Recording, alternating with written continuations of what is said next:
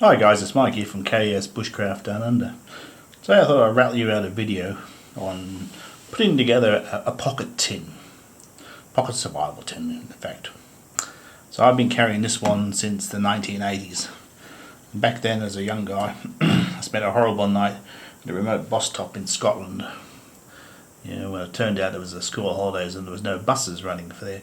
It was nearly freezing that night, and I remember sitting there with my socks on my hands, my spare underpants on my head, that this will never happen again. Which it hasn't for 40 years, till the Easter break. So this was a different type of trip.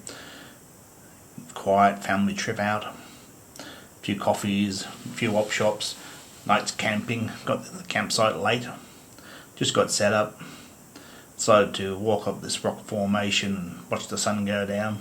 Oh, that was fine. Had nothing with me apart from a British Army pocket knife, and suddenly it was much steeper coming down. The light went quicker than I thought, and sure enough it was a repeat of 1980. So lots of mistakes that were made that day, and the most important one is I didn't have my head in the game, and I should have had something like this in my pocket. So we're going to dig through this one first. Let's see what I've been carrying for the last 40 years. And then we're going to rebuild a new kit with newer gear. So my parameter is, for a kit like this, it needs to be around about 100 grams, no more than that. Because if it's more than that, it won't make it in my pocket. So 100 grams, water resistant tin. I want 3 ways of making fire. I want some way of treating water, some form of signal, a mirror or whistle, some way of procuring food, not so important in the short term, so maybe some snare wire, some fishing wire, some cordage would be great, cutting tool of some form, maybe 2, some basic first aid, some band-aids, some possibly even super glue, paper and pencil, a little torch or a candling device of some form, some sewing gear, some repair tape, some safety pins. I'd like to get a water bag in there if I could, but I don't think I can. So what have I been carrying? Cotton wool. Brilliant for all sorts of things. So no particular order. Tiny nub of a pencil. This is what fire steels used to look like. They're very, very soft, so they're actually surrounded in the bottom by aluminium, and it's got a hacksaw blade as a striker. It's sharpened at this end as well. So they were the first ones. They're actually much better today than they were back then. I've got a good quality commando saw. Now you can buy cheap ones of these, and they're even worthwhile looking at. You want one that's sort of twisted together. Some of them are just like a wire with gnarly bits on it. So if you're going to get one of these, get a good one. 40 years, never needed to use it. Little LED torch. They're much brighter today than they used to be. So, well, it's still working, that's nice. Can't remember the last time I ever changed the battery. I've got some snare wire. This is actually Army tripwire. Multiple uses for making shelters, snares, all sorts. I've got a small pointed scalpel blade, no handle for it, but I could necessarily make one. I've got one of them little sewing kits that you tend to get at hotels. Spare needle. There'd be a larger needle in there somewhere that you could use other cordage with. I've got 8 Pura tabs. Can I see an expiration date on those? No, I can't. I'm sure it's on there somewhere. Alright, what have I got? Got some 10-pound fishing line. I've got a few hooks taped together. Oh, these water tabs have Aqua tabs, different brand again. Expired in 2011, so we might need to replace those. I've got 2 strikers of matchboxes.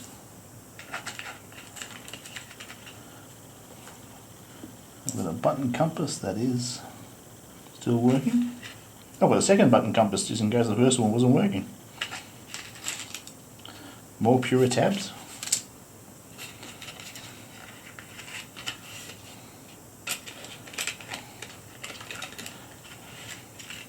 A much larger needle with a big eye that you can work with. I've got one safety pin. I must have been concerned about needles, as I've got more than my fair share in here.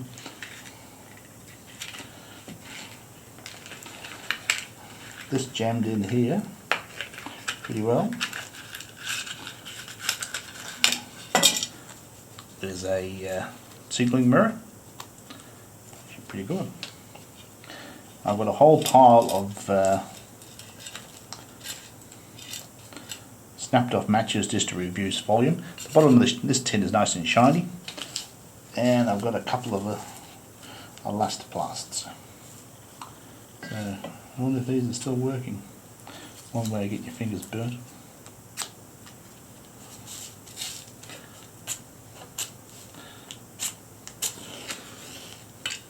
So still working out 4 years, which is nice.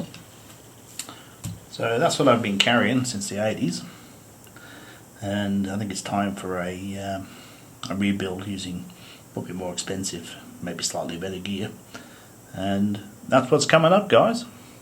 So we'll be working our way through rebuilding this kit for the next 20 years.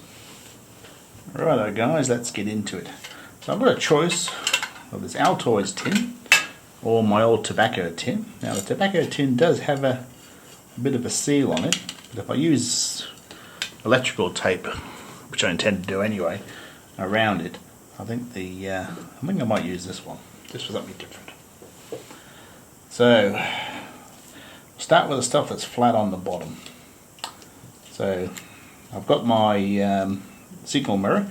I've trimmed a fraction off that so it snaps in and lays flat, which it didn't do previously.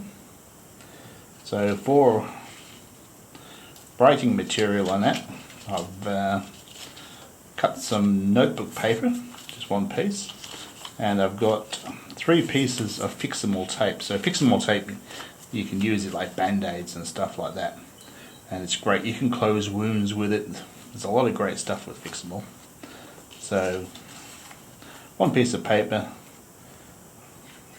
3 of those strips, cut this to fit in the tin. Now on top of that, and probably more often needed, I've got 2 regular band-aids, a swab, so I'll put the swab in there. I've got 1 suture. So if you've got to stitch yourself in the field, I've done it by the way, it's not very pleasant. It doesn't hurt as much as you think it does, especially with the proper tools. So I'll pop that in there along with 2 band-aids, and hopefully the band-aids will be enough. So I'll slip that around there. So I've got some of this duct tape. This duct tape's got a backing paper on it, so I suppose I've got about 1 foot of duct tape there, 3 folds in it. Fit nicely in my tin. So we've got that in there. Now, what's next? So I've decided for a writing device, I thought about using the pen out of Victorinox, which is pretty cool. Still might slip that in the tin. I've got a mechanical pencil out of a Swiss Army knife set, so spare pencil lead inside.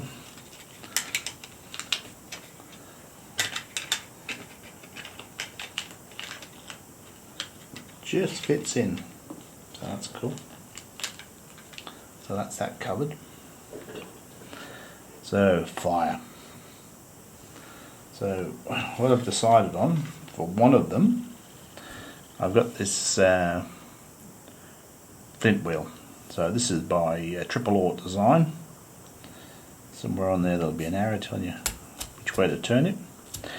It's a recreation of the Vietnam era, flint strikers. Now they were a plastic one.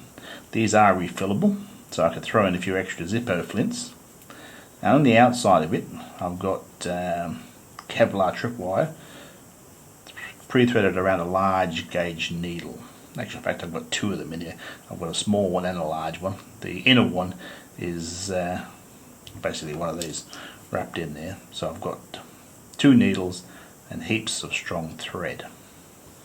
So the advantage of this over a regular fire steel is if something happens to you and you've only got one hand, it was designed for pilots of course, is you can get a fire going with it. So these are tinder quicks, so they normally look nice and clean like these ones. This has been banging around God knows where. So you fuzz them up. Now you wouldn't necessarily need one tinder quick per fire. So the more you work at it, the better result you'll get. They're sort of waxy, so they will work wet, by the way.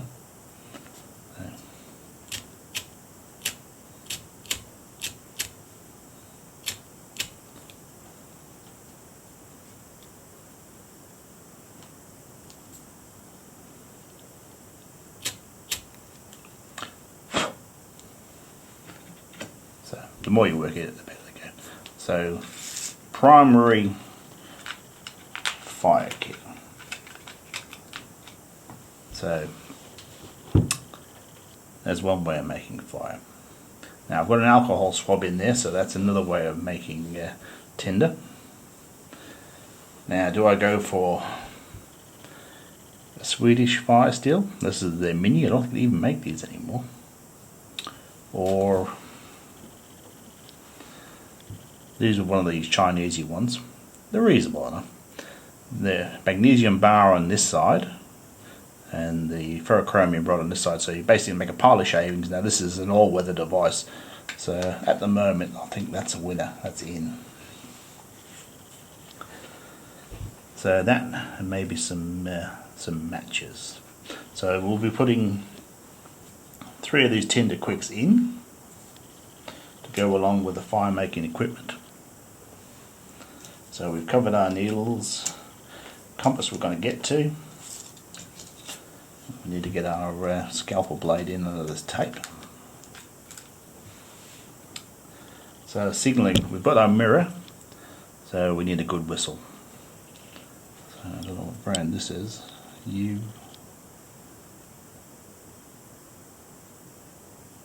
this is one of the lifeboat ones. So that's a go. And we'll go through some of the other little twiddly bits. So the whistle is UST, so that's good. So I'm going to put in some Aquamirror tablets on top of the tape. At the moment I'm only going to put in 2, because these guys can do up to 2 litres per tablet if you've got time. So we'll see how I go for space. I'm working it out as I'm going, guys.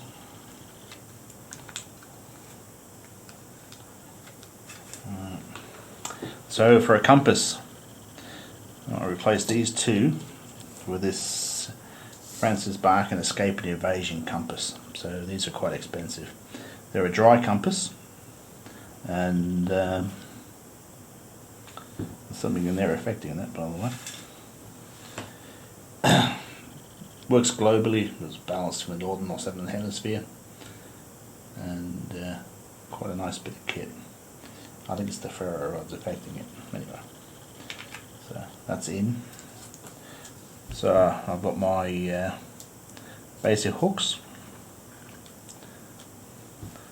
Now I've got fishing line and tripwire. I'm still making my mind up whether I replace it with this 100-pound braided cord I've got. So I could easily tie knots in this. That would make a snare.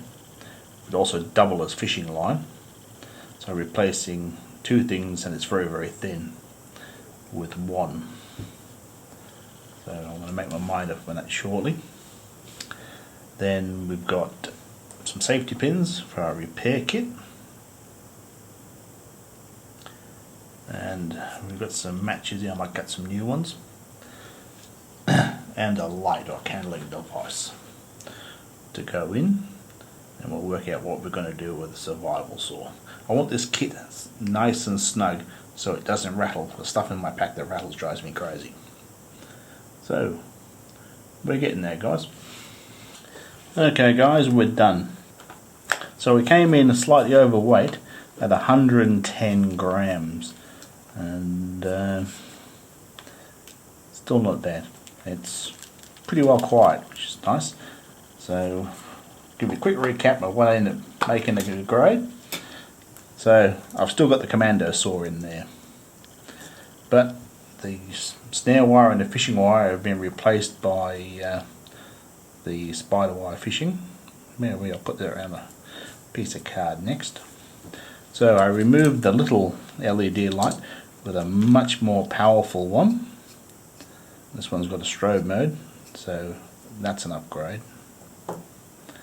I've got one Panadol tablet.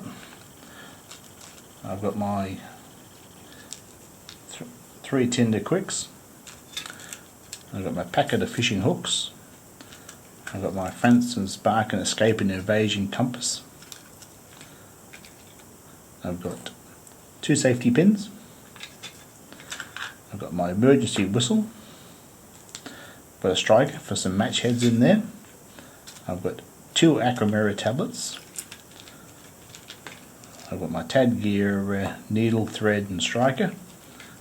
I've got my Swiss Army pencil. At the moment I've got the pen in there as well. I'm still debating on that. Got a full size ferro rod and striker. There's match heads floating around. So 3 ways of making fire. I've got my 1 foot of duct tape. Inside the duct tape I've also put a utility blade, which I can fab a handle for, so a solid cutting tool, and I can scrape the fire steel with it. Got my suture, scalpel blade, a couple of plasters, my alcohol swab, my paper, my Fix-A-Mole strips, and right in the bottom I've got my signal mirror.